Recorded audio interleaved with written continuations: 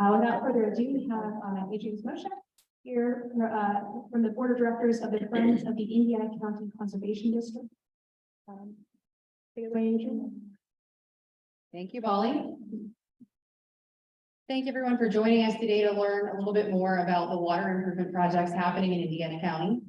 We'll hear shortly about some specific projects, but I'd like to speak more generally about the importance of water quality improvements throughout the county, just the general importance. As Molly mentioned, my name is Adriene Smochek. I serve the community here in multiple capacities related to conservation and recreation. And the more I learn in those roles, I see how the dots connect, things interact, and the roles overlap. Earlier this week, while preparing my comments for today, an email popped into my inbox from Florida's News on October 6th. And one of the headlines of the e-news was water crises everywhere. We're all likely aware in varying degrees of the water quantity issues facing various parts of the United States. Florida's News indicated that the Mississippi River is at its lowest point in a decade. California water agencies are discussing reducing their usage of the Colorado River by nearly 10% through 2026 due to prolonged drought. The quantity issues facing the Midwest threaten drinking water, agriculture, shipping traffic. I just want to repeat that: agriculture and shipping traffic. We're talking about our food sources, our supply chain, impacted by low water capacity, and that's dire. Fortunately, quantity is not necessarily our biggest issue here in Indiana County. We seem to have adequate water supply even in Pennsylvania's season of drought, but instead we face a totally different issue here: the quality of our water. We're faced with legacy industry pollution throughout our county. Sources at the Western Pennsylvania Coalition for Abandoned Mine Reclamation, WEPCAMR, tell us that the top 3 counties in the state for abandoned mine drainage, known as AMD. So the top 3 counties for impairments to waterways include Indiana County. The 2 others are Cambria and Clearfield counties here in Western Pennsylvania. Generations of local residents have become so accustomed to seeing our streams running orange that they seem to believe there's not a way to improve them. They don't believe there's a possibility for something better, cleaner, or different. It's likely an innocent complacency, but that robs them from seeing the possibility for clean streams, the reintroduction of aquatic life, the revival of boating and fishing, and the possibility of the restoration of our ecosystems. What we need to understand is that the restoration of our waterways isn't just for the aesthetic value of seeing prettier streams, although they can and they will be far more beautiful when they run clear of the orange tinge of iron. Improving them isn't just for the intrinsic value of the environmental impacts either, although it will most certainly make a measurable difference in the aquatic life and vegetation. It's not even just for the overall public health benefit, though they will be safer for swimming and for consumption. Improving the quality of our watershed has a direct correlation with economic development, provides for valuable infrastructure for recreation and for residential and industrial expansion due to increasing our access to clean water for public water supplies. Improving our waterways will have a direct impact on local economies and possibly even keep down the cost of average bills for residents.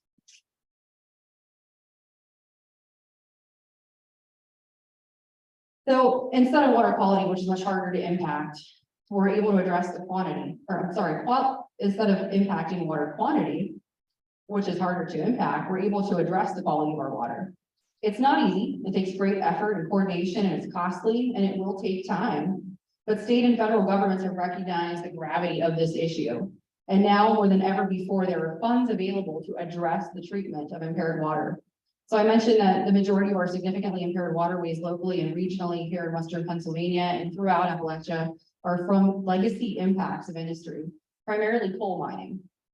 So generally, legacy industry pollution is from what we refer to as pre-act mines, those that are active before the year 1977. And so Indiana County has many of those. Mining of coal has been occurring in the United States since the 1700s, but very little dictated the environmental impacts of industry until the passage of the Surface Mining Control and Reclamation Act of 1977, known as SMACRA. So this is the act we reference when we say post-act or pre-act mines. It created the Office of Surface Mines federally, created regulation for active mining, programming for abandoned mine land reclamation and abandoned mine drainage, and funded state regulatory and reclamation efforts. So I want to be super clear and say that by no means are efforts to restore legacy impacts to be misconstrued as something that's anti-industry. The coal industry has played a very important part in our local history, in providing incomes for a generation of families. We'd be hard pressed to find a family locally that's been here multi-generationally that doesn't have some family member that worked in the industry. So the thing is, current mining operations are subject to much different regulation than what was in the past. That's largely due to the 1977 Federal Act, SMACRA. So current mining operators are bound to take precautions to preserve our natural resources. They're accountable in instances where risk does cause impact. In fact, fees levied on current mining help to fund maintenance of our systems and treat AMD and reclaim abandoned mine lands. That's due to the 1977 law that I mentioned, SMACRA. So AMD treatment isn't a fight against industry. It's an unfortunate reaction to what we've inherited from the ancestors of current mining operations. So we're all in this fight together. And we must realize that we're paying for it one way or another if we opt to not work to clean it up. Our local waterways are utilized as a source of water intake for municipal water authorities to provide for our homes and businesses. When we turn on our faucet, what comes out is not impaired. It's been treated meticulously to remove even traces of harmful substances. Our water quality regulations for residential water are overseen by the State Department of Environmental Protection, DEP. Their regulations tell our water providers how much of any given substance is allowed to remain in the water, so we are drinking safe water, consuming safe water. It's important to keep in mind that if we don't work to treat the impairments at the source before the water reaches our water providers, that cost of treating that water is passed on to us. So fewer impairments to our waterways result in fewer costs passed on in our water bills.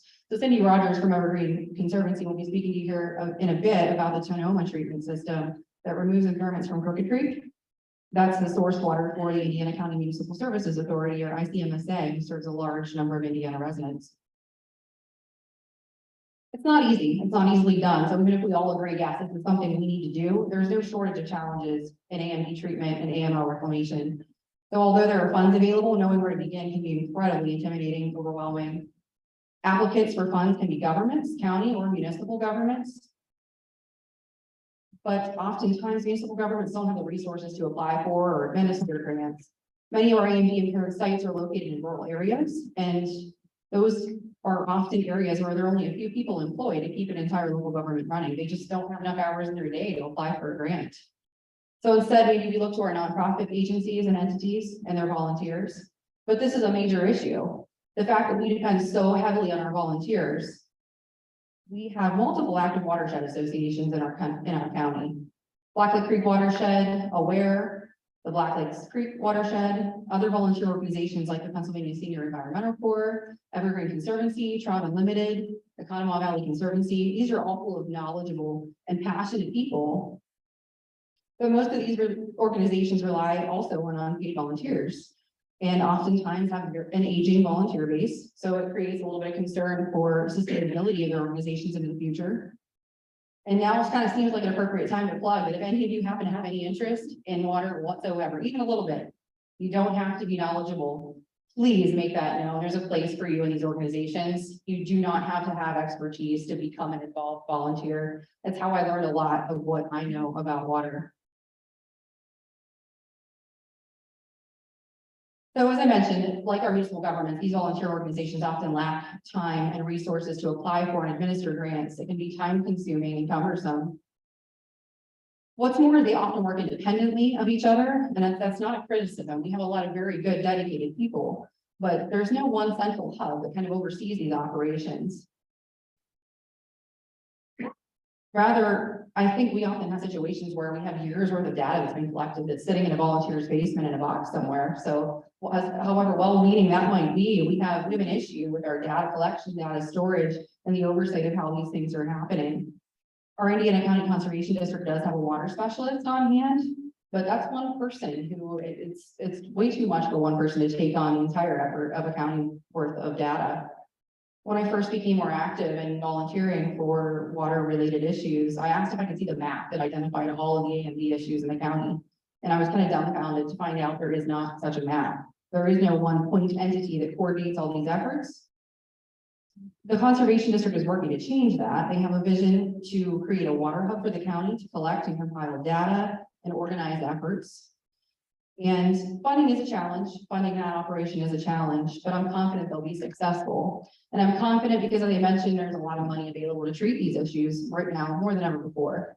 So thanks to the recent bipartisan infrastructure law, we stand to see more money flowing than anyone could have really ever imagined in the industry.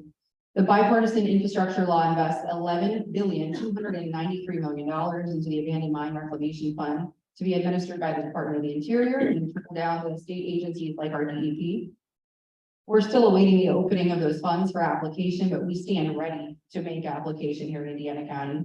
We have a lot of good projects in the pipeline ready to go.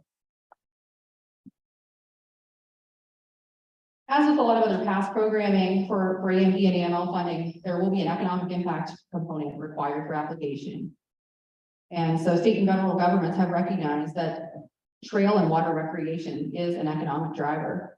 Several of our local projects will be utilizing the construction of a rail trail as the economic impact component for their applications. By cleaning up our waterways, we open the opportunity for not only fishing and boating, which together annually generate $85 billion in sales nationally. But by constructing infrastructure like rail trails, we are giving our communities an additional means of generating local revenue for years to come. The recreation industry in Pennsylvania has boomed throughout the pandemic and since the pandemic. There are parks and trails facilities in the state that have seen a 200% increase in usership, or even better. 1 in 5 Pennsylvanians bought recreational gear during the COVID-19 pandemic. Even as recently as this summer, there are state parks facilities that on any given day have seen capacities reach their peak to the point where they've had to close gates. I've actually seen that occur with my own eyes. So whether or not you participate personally in outdoor recreation, the facts remain that the industry itself is a major economic driver nationally. According to the Bureau of Economic Analysis, outdoor recreation's annual gross economic input is $689 billion and surpasses industries like mining, utilities, farming, and ranching, and chemical products manufacturing. Constructing local trails and cleaning our water allows us to enhance the quality of life for our local residents as well. We're giving our citizens more places to engage in healthy lifestyles. We frequently discuss how to keep more young people here in Indiana County. We've seen a 6.3% decrease in population census over census. So how do we get people to stay here? We need young people to want to stay here, live here, work here, and raise families here. We need to offer them better quality of life. So quality of life is growing to be a prominent slice of the pie instead of something that's just nice to have. But it's a must for local economic development and workforce development considerations. So in the past, the methodology of increasing and retaining residents through just job creation alone, we can realize now that we need to work differently.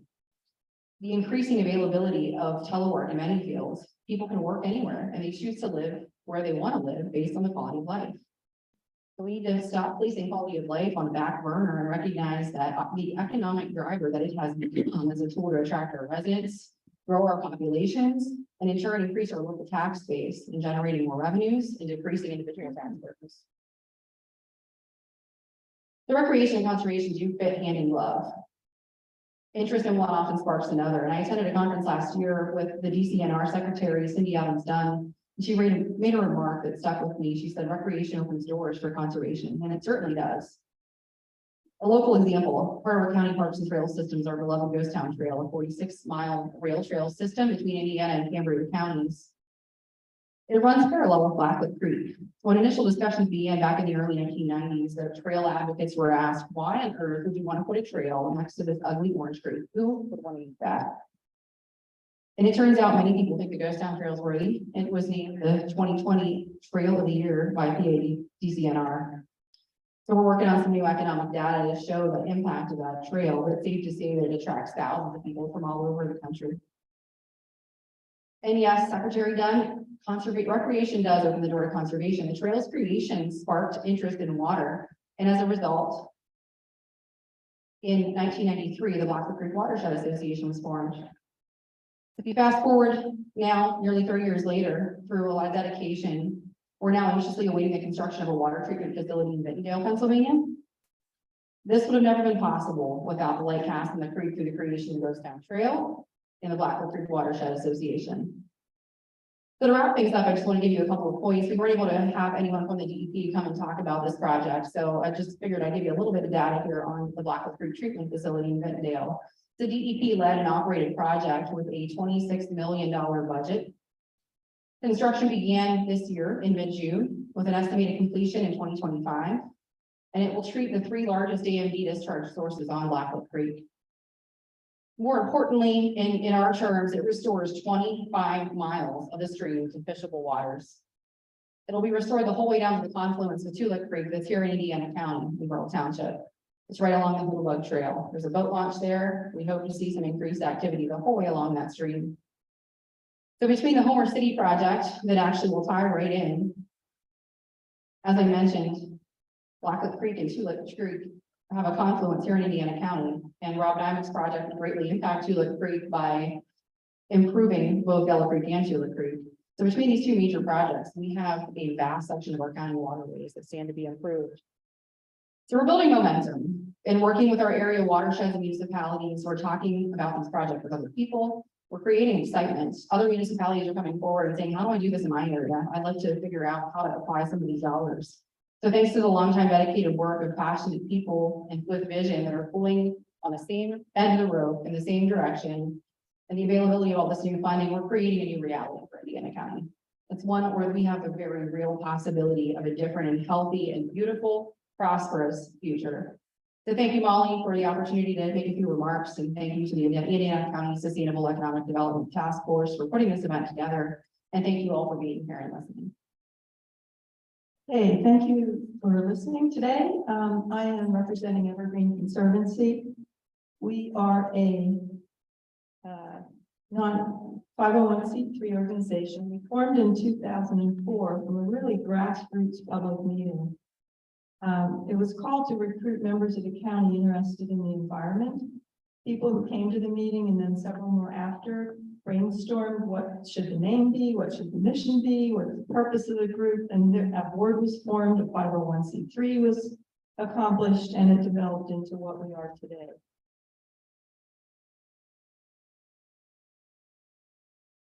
So we are an all-volunteer organization. As Adriene said, most of the conservancies and the watershed groups here are all volunteer organizations.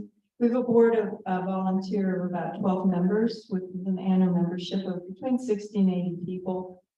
The volunteers do everything in our organization. We're very lucky to have some really dedicated volunteers. We do environmental education, water monitoring and testing. We do area and buffer zone plantings, trail cleanups, AMD, abandoned mine discharge remediation, and a lot of other projects with a lot of partners in the area. One of the main things we do, as Adriene was talking about, cleaning up abandoned mine discharge water. I'm sure all of you have seen orange rocks and orange in the streams in our county.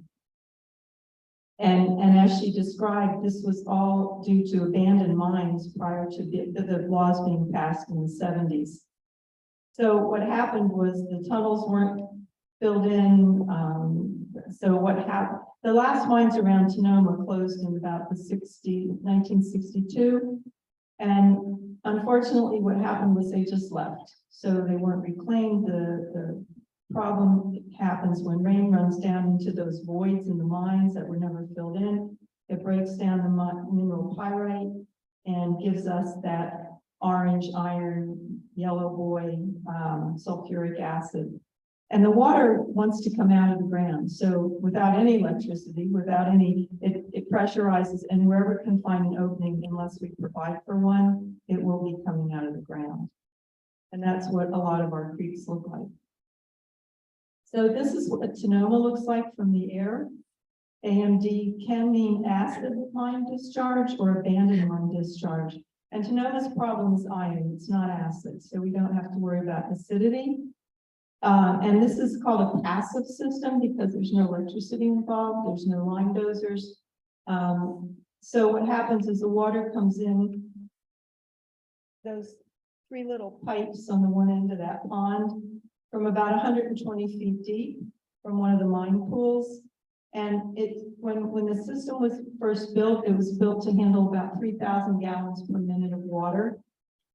At one point, we got a huge influx of water. And we had to deal with that because it wasn't handling it. The iron was going through the ponds pretty quickly. And before this treatment system was put in, DEP claimed that it put in 23 tons of iron into the ponds.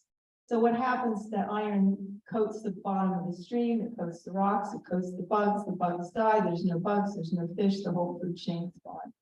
So before this system was put in, Crooked Creek, which is in the headwaters, right, it starts right up from where Tanoma is, so it's the headwaters of Crooked Creek. This system then treated all that iron that was going into Crooked Creek. Although this is a passive system, these systems need to be, these all need to be there working forever, in perpetuity, as long as those mine shafts are open underground. So we are the owner of this property now, and we're the stewards of the system. So we test the water regularly, and we call in people to help when we need to have them help. And it's the same for all passive and active systems out there, and there are a lot of them in our county. This also provides jobs for companies that are equipped to work on these systems. So it does, it is needed, maintenance is needed on these systems on a regular basis. As I said, a few years ago, we started to get a lot more water into the system. So we got a Growing Greener grant, and we had something called a trompe installed. And it was sort of magical. It takes water drop and trains the air and makes water pressure and throws water a quarter of a mile down the system back into the original ponds. And it increases dissolved oxygen to help the iron drop out. So it made all these bubbles come out into the first ponds and help that system drop out the iron, made it a little more efficient. The problem is it's not working quite as well as we wanted it to, so we just got an Office of Surface Mine grant, and they're starting construction right now to increase the efficiency of the system. So again, we're working on maintenance of the system and people coming in to do the work, and so it's sort of an economic driver in that sense.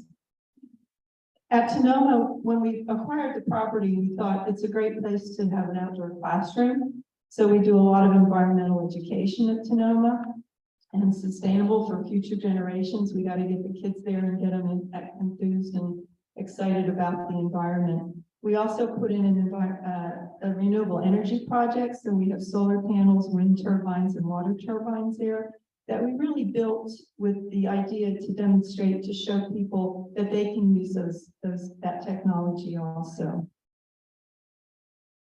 We have a storybook walk out there that we partner with the Indiana Free Library. They laminate pages of a book for us, and we have it all stretched out along Crooked Creek, so we get kids out there to read and get some exercise. We use the iron that we collect from the system to tie-dye t-shirts and make chalk during kids programs. And one of the best things about this is that we have a real good connection with IUP. And a lot of classes do field trips out there to teach the kids about the system, about coal legacy, about how the system works to clean up pollution. And they also do a lot of research projects out there, which is pretty exciting because we don't have the capacity to do that. So they've done a lot of research out there also. We're also a site for an eco-geocache trail and an earth cache, which again, interestingly brings a lot of people in from outside the county who spend money on restaurants and overnights. When we first put the trail in, we had people coming from Ohio, from West Virginia to do this trail. It's a 20-site trail, and every site has some environmental significance, either in best management practices in water and land, agriculture. And the Tourist Bureau actually brought a busload of people on a tour of the county for different sites and stopped at Tanoma, where we give them a tour of the system. So the Tourist Bureau has included Tanoma in to help teach people and educate people about abandoned mine discharge and the issues involved. So once everybody goes to all 20 sites and gets a code out of their cash box, they get an Indiana County trackable geocoin, which is pretty exciting for them. So I just wanted to mention why the watershed is important. The watershed is a dividing ridge separating one drainage area from another. So when water rains down on one, the watersheds share boundaries with the next watershed. The water runs down into one side. And we are all affected by the people that live upstream. So we need to know what goes on in that watershed. We need to know what type of issues are there. Is it wooded? Is there agriculture? Is there a lot of non-permeable surfaces? What types of pollution would they cause? Road and sediment from dirt and gravel roads. The lack of trees along streams encourages erosion. Sedimentation of streams makes it difficult for fish to breathe. Flooding and stormwater issues. What's upstream? So it's important to know what's upstream from yourself. And we partner with the Conservation District a lot to create riparian buffer zones that help clean the water, that keep it cool, that make it a better habitat for fish. It's an exciting thing to be doing. I just wanted to show you two other quick passive methods to treat acid mine discharges. This is a limestone field where water runs over the limestone and it takes the acidity out of it. This is another system, one of which is out at Tulick Waterworks Park. It's a lime dozer. It's really messy and caustic and really expensive to keep. And the Conservation District just got a grant to change that out and make it into a little more effective system. So that's going to be happening soon at Tulick Waterworks. So just to water, as Adriene mentioned a couple times, water is one of our most valuable commodities, especially in times of drought. Clean water is a huge economic driver for our county. I mean, who wants to visit or camp or come here in an area with orange streams and pollution?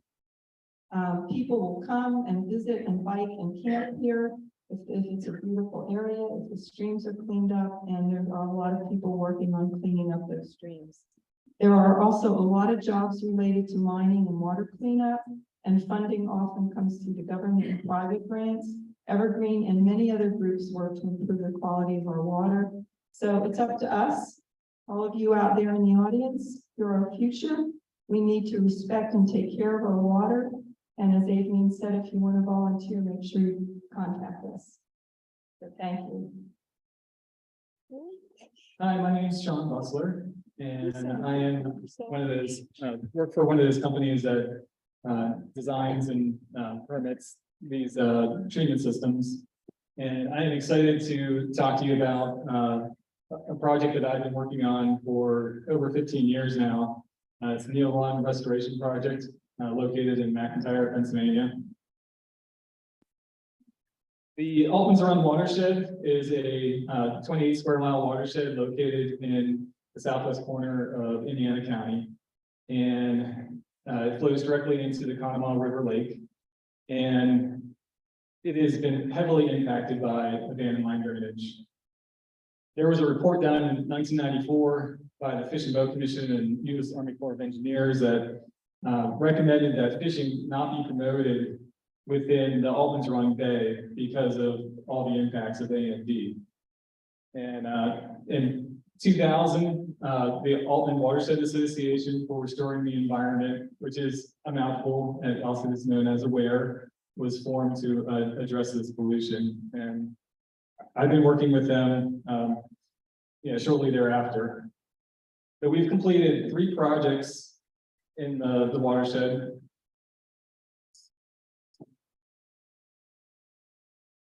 The first project was in 2002, right outside the town of Aultman. It was the SR-286 passive treatment system, treating an alkaline underground line discharge with a lot of iron in it. It was treated with an aerobic wetland. In 2011, the Neal Run Restoration area was a coal refuse removal project. The coal refuse is located next to the stream. And there's actually a pond next to that, and the pond water was flowing through the coal refuse into the stream and killing about 2 miles of Breeze Run.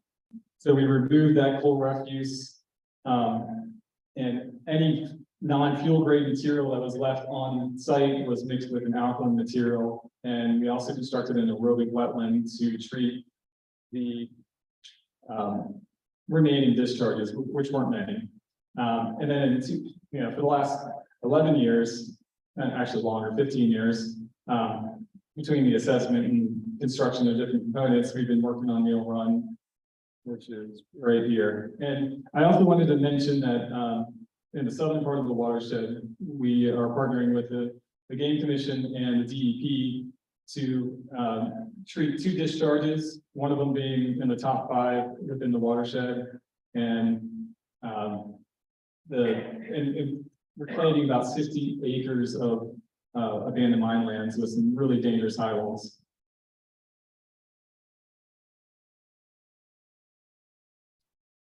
So the Neal Run discharges, there are 2. D2 is the one that is the worst, actually the worst that I am aware of in the state as far as concentrations.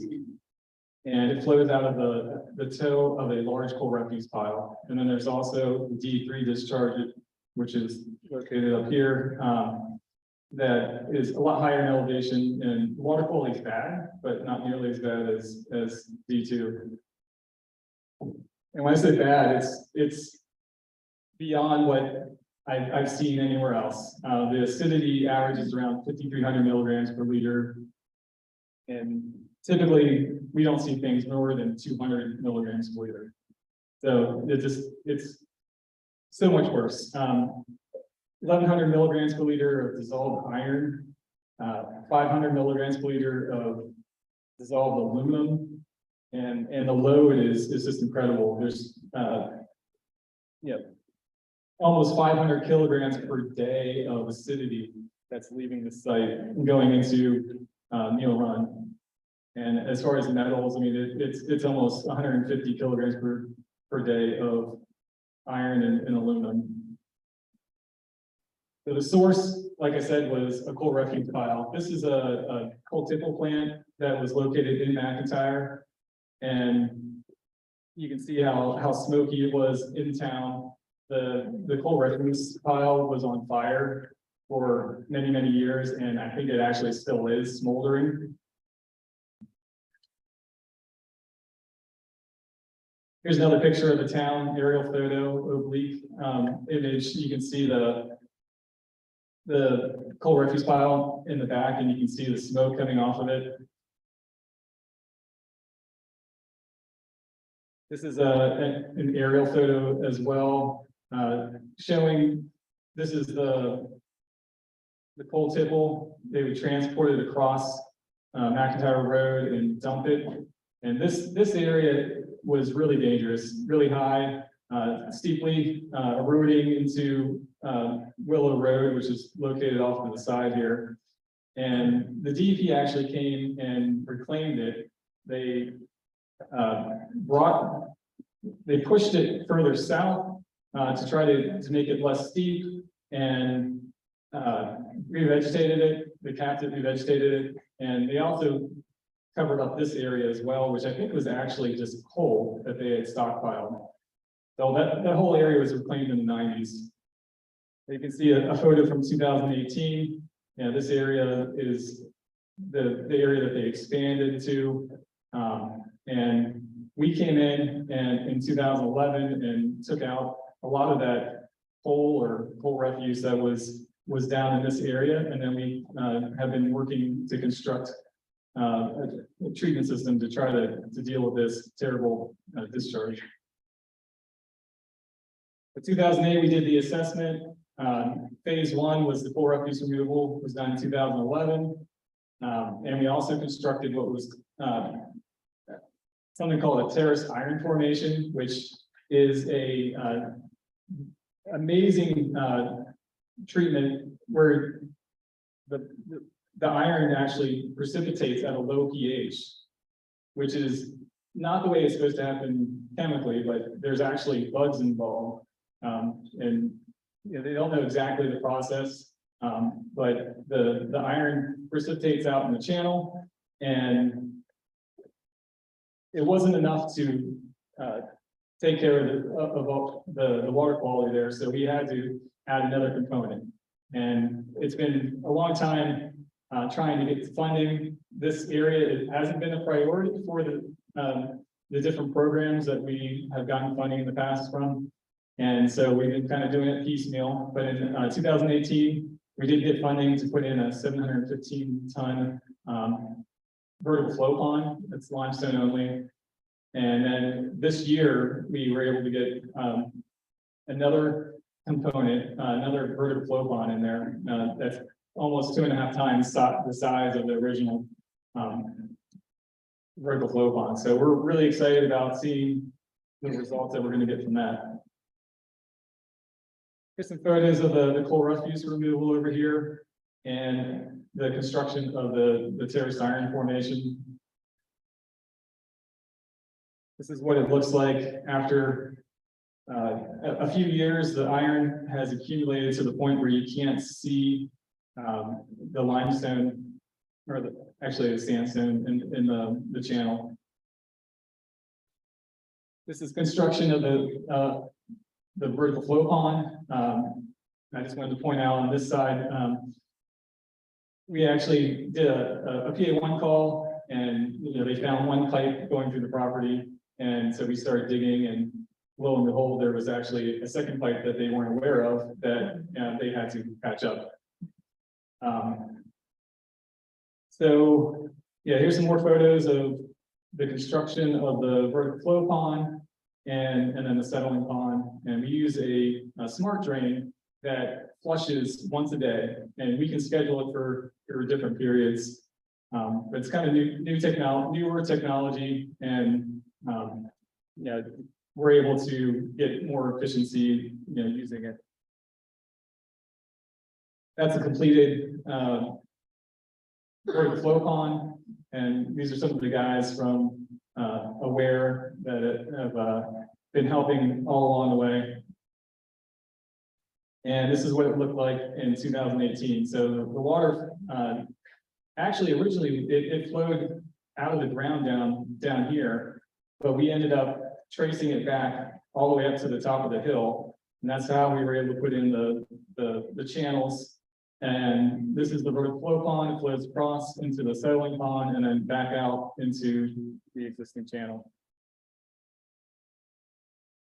So this is after a few years of operation. You can see all the iron that's accumulated. This is the settling pond. It's like a blood red, which is kind of unusual color for AMD. And that's my son actually, who's helped us with doing some monitoring over the years. Now, I could really get detailed as far as how each component of the treatment system has been doing, but I don't have a whole lot of time. So this is just concentrations of metals and acidity, and how, at the raw water and then coming out in the effluent.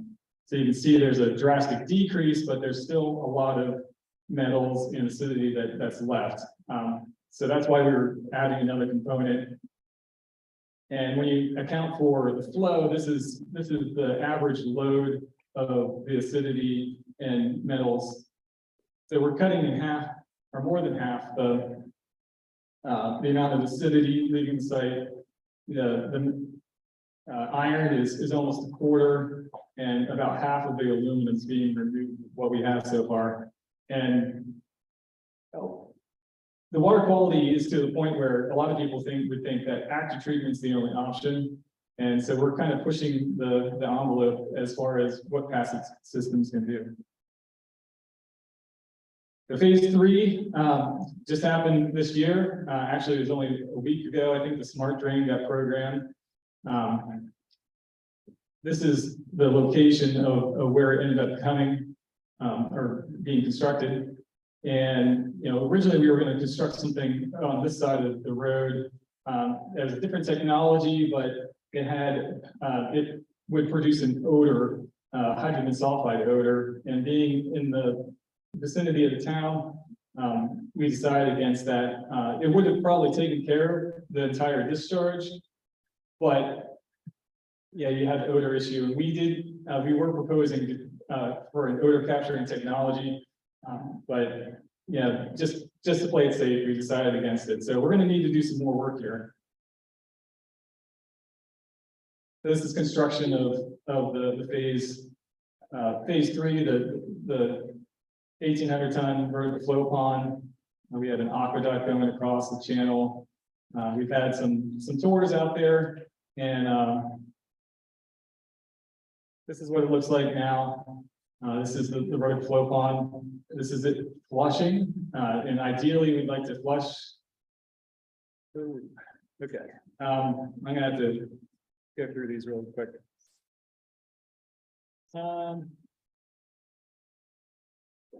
So there's a lot of work that still needs done. Yeah, some additional components on this side of the stream, or this side of the road, I'm sorry. And we're hoping to do that with a grant that funds the water treatment, some AML reclamation, and a rail trail. And so I have a lot of other slides, but I think I'll probably just stop now. But there is a Stream Restoration Incorporated is a nonprofit that purchased property that is going to enable this project to happen. And so the trail has been opened up in the last couple of weeks. You know, they've removed a lot of vegetation. You're welcome to come out and explore it. And if you have any other questions, you know, I'm sure I can talk to you about it afterwards. Hi, I'm Rob, I'm City Borough. We're not gonna have enough time to get through everything, so Adriene is going to show you some slides. My goal, and I've been after this since 1996, when I was a Center Township Supervisor, and now I'm with City Borough and the Central Indiana County Water Authority. First photo we have here is the abandoned railroad bed or trestle that crosses Yellow Creek. My goal is to get Yellow Creek cleaned up, Tulip Creek cleaned up, create campgrounds in the Jacksonville Road area, 3.9 miles of walking trail, redevelop a block in Homer City Borough, acquire some blighted properties, and finally a connection to the Homer Center School District using the Bug Trail. Where are we at, Adrian? The trail extension. Okay, the trail extension. I can't see where we are.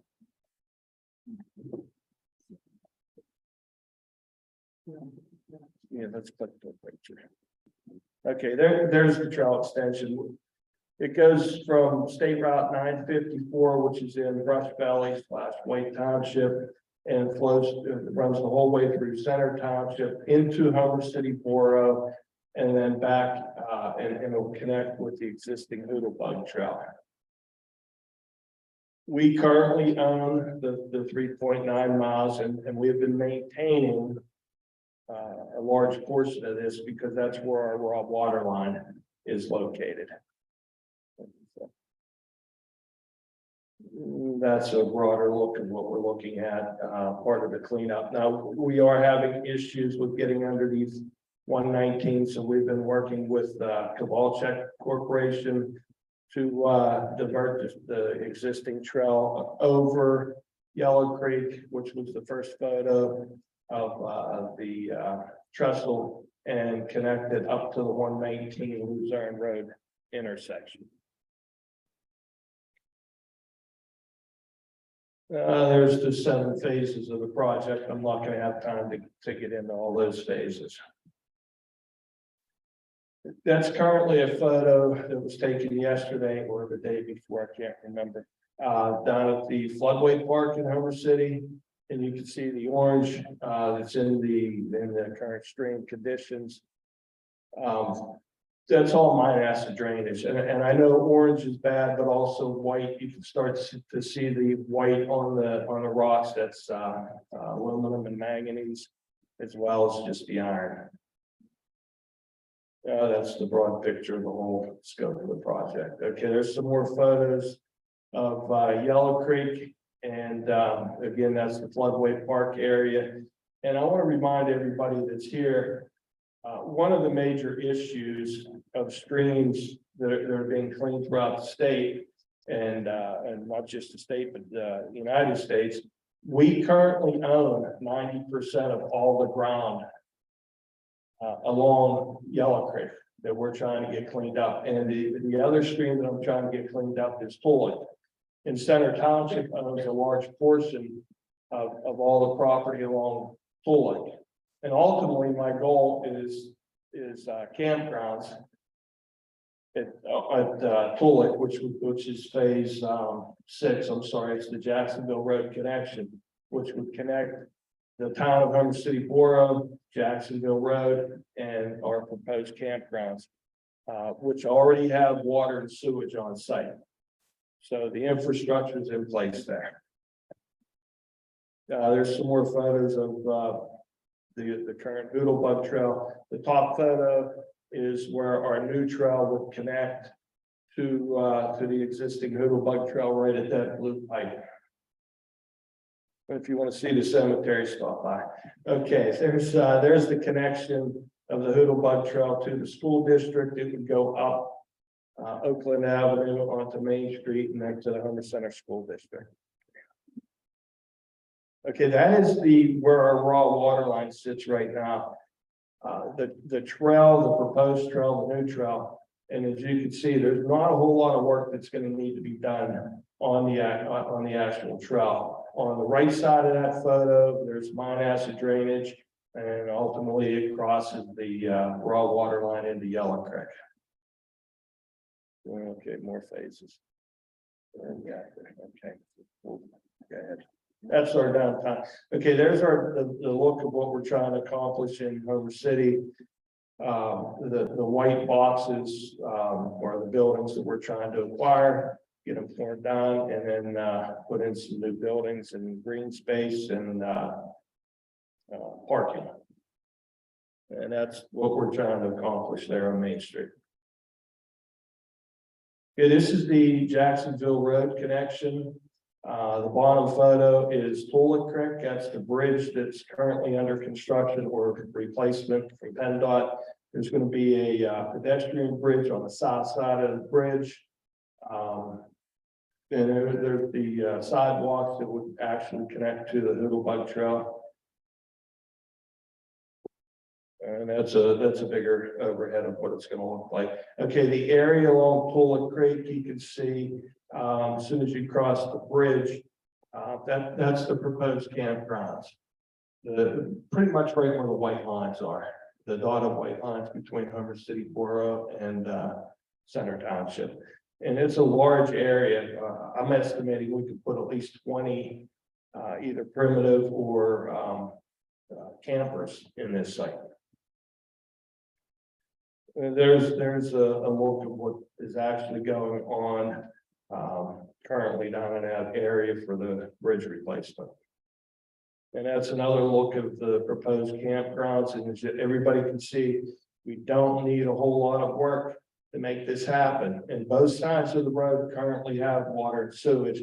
Unfortunately, I don't have control of this property. It's in, like, again, it's Center Township's control, but they're on board 100% of what we're trying to accomplish. That's just another look at the campground, proposed campgrounds in the Jacksonville area. Okay, this is where I think this is the meat and potatoes of the whole project here. This is where the two streams meet, the confluence of Tulloch and Yellow Creek. We currently already own this property. And I keep touching on that because that's very important.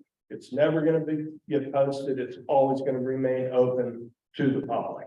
Should be another thing. Right there's the two streams that meet. You can see the rock formations.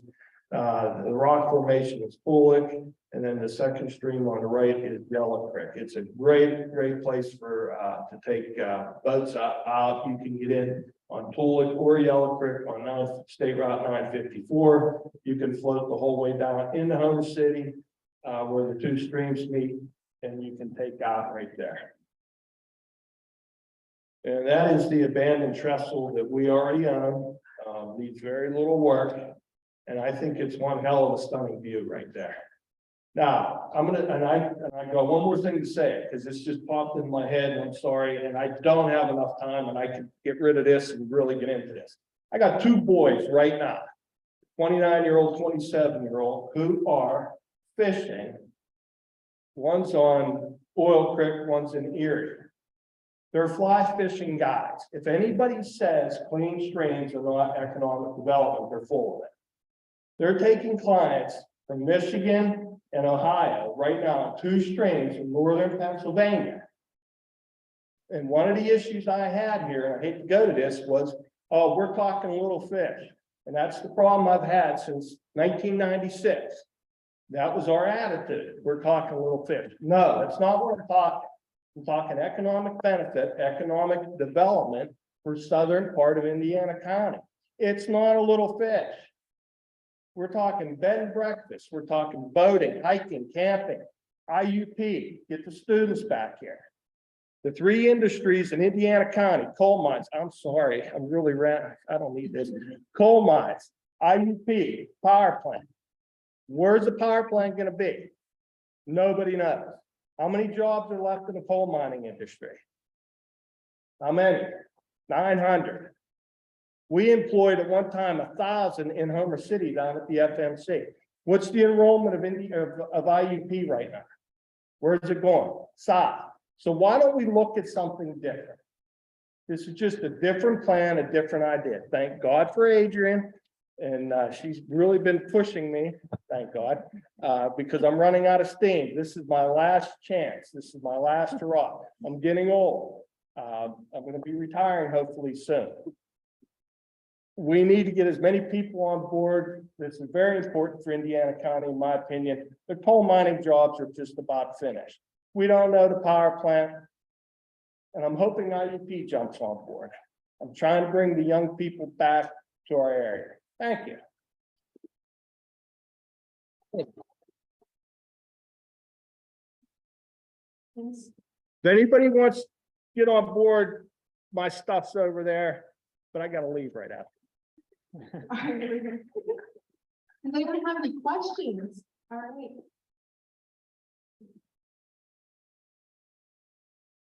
I have a question for Shaun.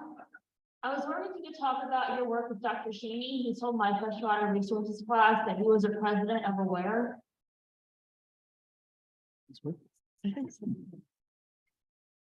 Yeah, Dr. Shaney was a president for a good number of years, and he's still an active member, and he is involved in conducting drone surveys over a lot of our sites, and is providing some really good aerial photography and even looking at developing contours of you know, like the coal refuse piles and things like that, and trying to come up with some volumes.